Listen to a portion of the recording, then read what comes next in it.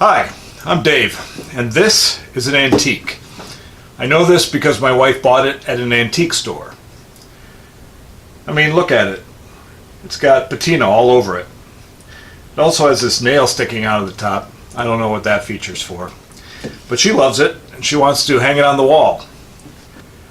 I don't believe structurally it is strong enough to hang on the wall, and it appears to be built to rest on something else. So I'm going to make another floating shelf.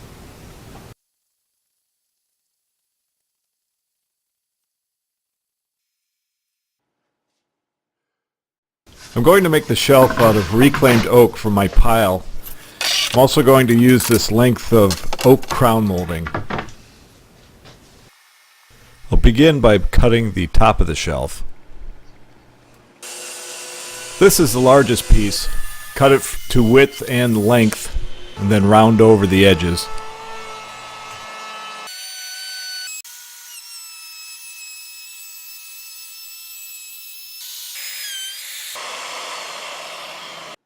Next, I make the lower panel.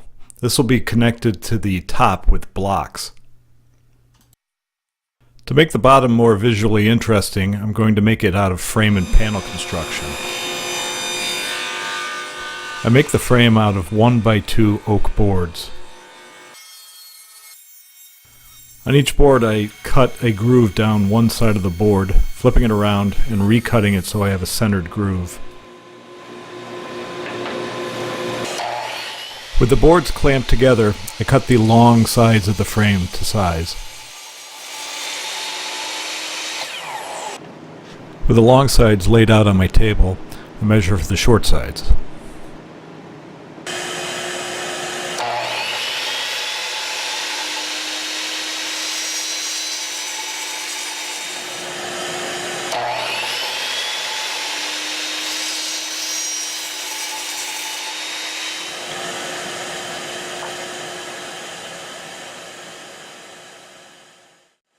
Next I set my table saw blade so it's just touching the edge of the groove. After making some test cuts on scrap, I nibble away the tongue on each end of the rail.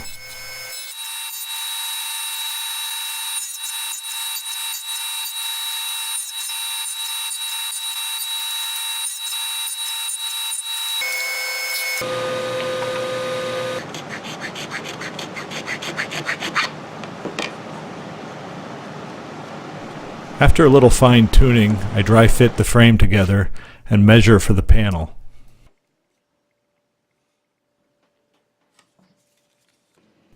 After I've cut the panel to size, I set my blade for 1.5 inches from the fence and run shallow cuts all the way around the board.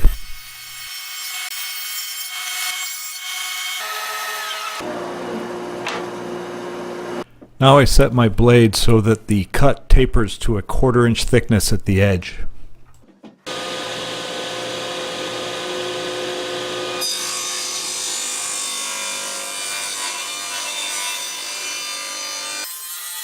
After the first cut, I felt like I couldn't control the board as well with the push stick, so I relied on my hands, being very, very conscious of where the blade was in relation to my fingers.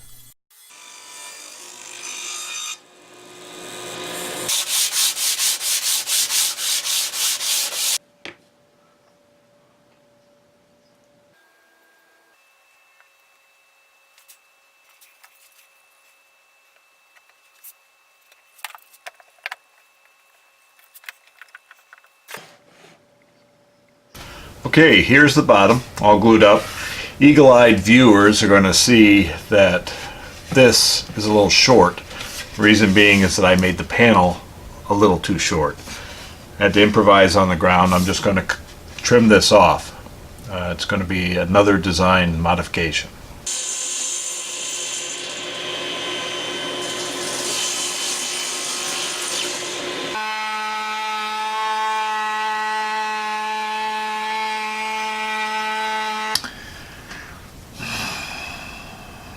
Well, I screwed up. The bottom is together, looks good, rounded over. Unfortunately, I messed up on the math. It's supposed to be 6.5 inches wide. I made it 7.5 inches wide. And it's crucial that the overhang from the top to the bottom be 2.5 inches in order to fit the cove molding around it. So I'm going to have to trim this down and make it look like I meant to do that. I can't just rip 1 inch off of the edge and have it look right. So I'm taking 3/8 off the front edge and then 5/8 off the back edge and then re-rounding over in the front. The blue tape is there to help prevent tear out.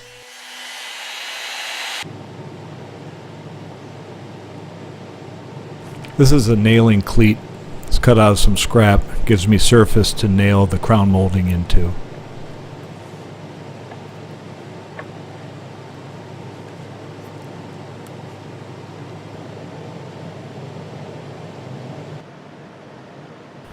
Going back to the top, I'm using a piece of scrap to set my router to cut a 1/4 inch groove across the underside of the top.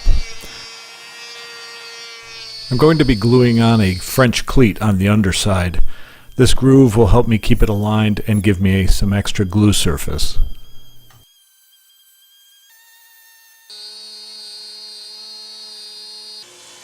This is the stock for the French cleat. Using a sacrificial fence, I'm cutting away the tongue to go into the groove.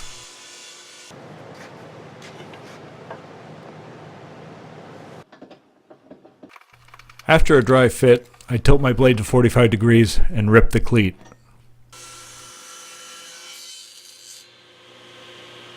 And take a minute to plane down the sharp edge.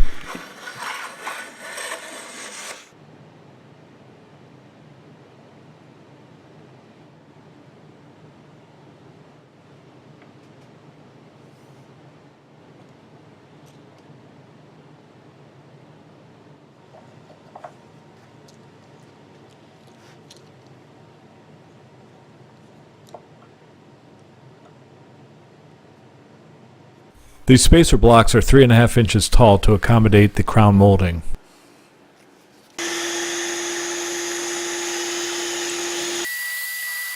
This is another quick jig to hold the block square while I screw it in place.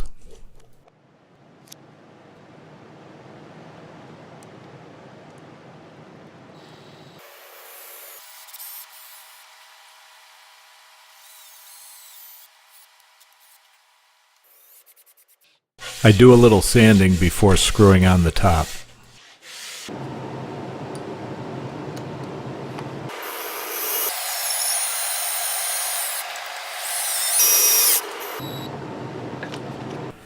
I made this quick jig to hold the crown molding in position to make proper miter cuts.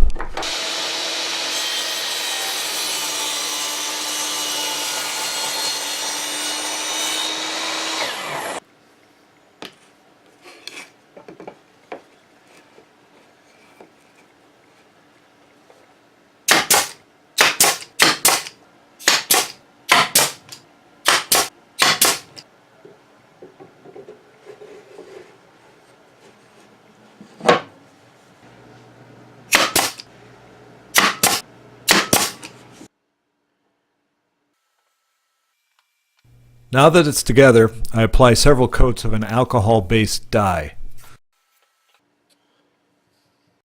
Even after several coats, it's still not dark enough for me, so I fall back on an old treatment of iron acetate, or steel dissolved in vinegar.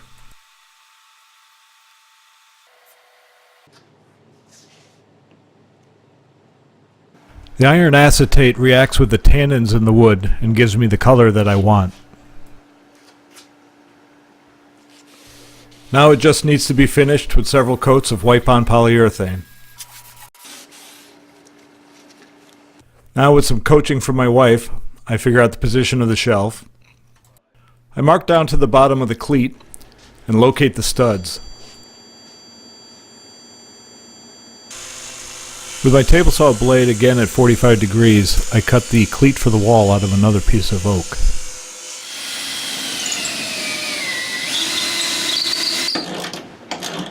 I'm screwing this cleat to the wall with 3-inch lag screws. That's probably overkill, but I would prefer that this thing stay on the wall, not fall on my wife while she's sewing.